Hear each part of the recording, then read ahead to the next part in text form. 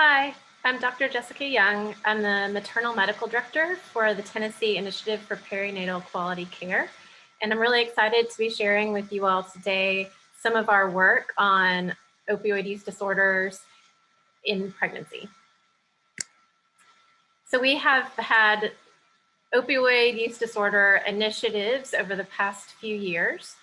And so I'm going to tell you about our opioid use disorder in pregnancy project, our opioid exposed newborn project, and as well as some of our community engagement initiatives that are meant to increase knowledge both in the medical community, but also the community at large about opioid use disorder, particularly in the setting of pregnancy.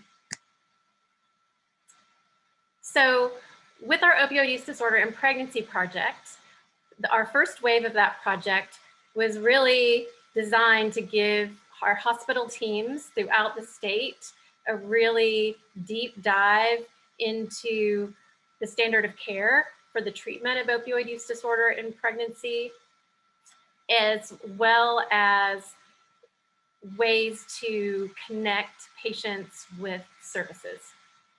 So our overall aim was to decrease the complication of opioid use disorder during pregnancy through education, resource mapping, screening, access to treatment services, and protocols for both antepartum, intrapartum, and postpartum care for the person with opioid use disorder in pregnancy.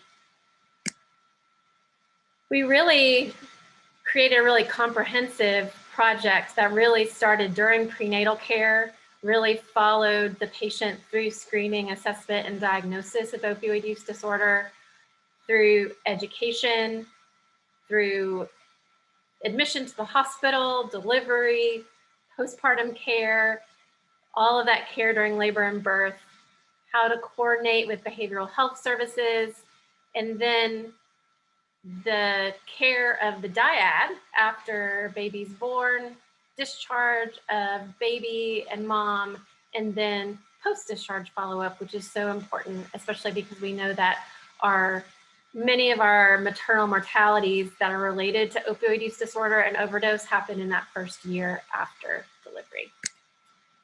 So we created a number of resources for teams. We created a toolkit of potentially better practices around opioid use disorder. We created a roadmap for teams to identify what areas to target for improvement in their institutions.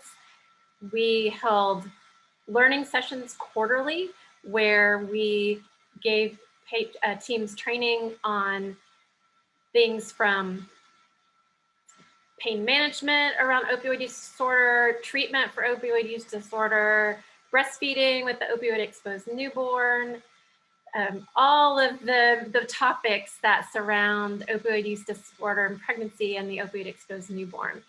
For our participating teams, we did monthly huddles. We also did coaching calls with individual teams.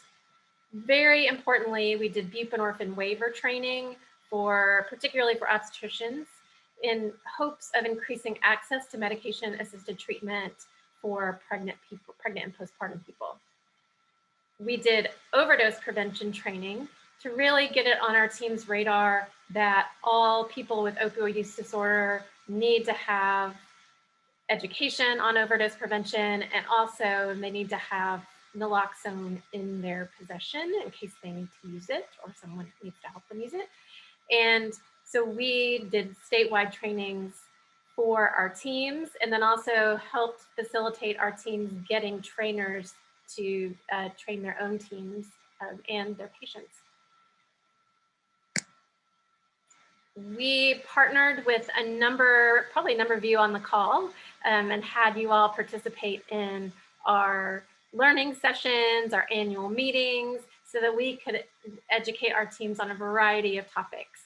And so that includes training from our Department of Children's Services, from Safe Baby Courts, from our Tennessee Early Intervention Systems, as well as a number of connections with our local community treatment facilities.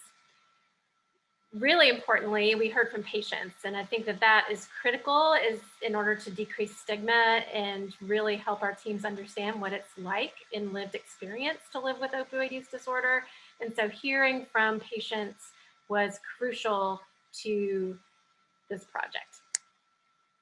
So we have a number of educational videos that are available on our website, so I'd encourage you to check it out. They do have CME, continuing medical education credit, available with them, and include a variety of topics from an overview of neonatal abstinence syndrome to shared decision making to substance use and stigma. So I'd really encourage you to check those out. In terms of our actual data collection around this project, for our opioid use disorder in pregnancy project, we had 13 teams across the state that participated and reviewed over 3,000 charts.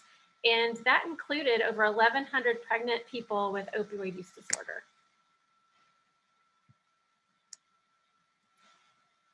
Of those charts that were audited, 98% had a substance use disorder screening documented.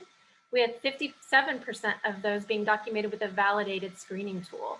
And that's been a huge push for this project, is to use a validated screening tool for the screening for opioid use disorder and pregnancy. And we have continued to see steady improvements in that since the start of this project. For our pregnant people with opioid use disorder, we saw a 60% increase in opioid use disorder treatment during this project, which is great. And our Narcan prescriptions at discharge have increased from 1% up to 31%. So a big increase. We can still do better, but it is exciting that teams are starting to incorporate this into their routine care. For the opioid exposed newborn project, we had 995 opioid exposed infants enrolled. 86% of those roomed in with the caregiver for at least part of their stay. And the average length of stay was 5 days, which is standard of care for the care of the opioid exposed newborn. And then 18 days for those who required pharmacologic therapy. We have launched a wave 2 of this program, and we're really excited about this because for this one, we are actually combining our maternal and infant teams, and which is going to be critical to the coordinated care for mom and baby.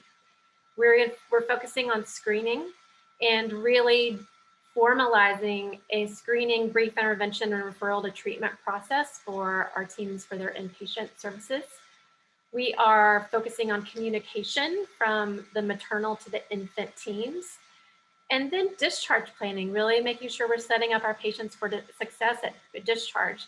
So including Narcan and overdose prevention, making sure patients have referrals to medication-assisted treatment and addiction medicine treatment, as well as their obstetricians at the time of discharge, and making sure the discharge follow-up for baby is all in place and has all the services that are recommended.